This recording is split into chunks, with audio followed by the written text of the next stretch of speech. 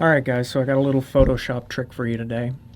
Imagine you've taken a picture of something and the edges of it are not very clearly defined, yet you still need to cut it out from the background. So, a little trick I've learned, since I happen to really love the sharp lines that a dark background provides for the objects that I take pictures of, is this. So just duplicate your layer,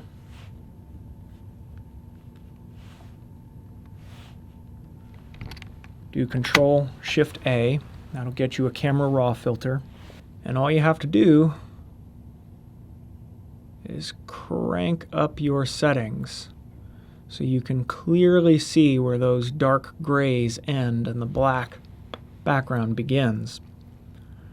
Now, of course, when you crank up the brights like that, your whiter edges can get a little ill-defined, so I just lower the highlights, lower the whites, a little bit there, and I'm gonna dehaze it just a little bit to give me back some of that clarity. Also bump up my shadows especially. Ooh, yeah, there we go. Bump up those shadows so I can really see where the gray is. Bump up the clarity a little bit more. It's about got it right there.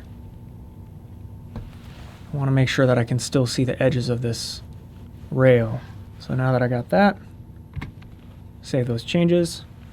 And now all I do is go through my image and cut it out as normal. But when I'm done, I'll just use the selection and new layer via copy on the original background.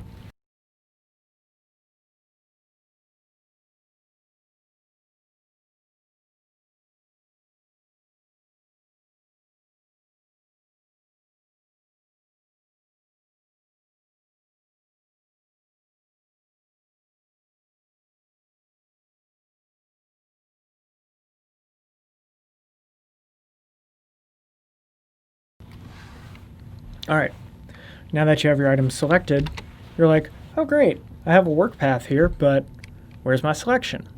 You go to Paths, hit that little button, don't even know what it's called, gives you your path.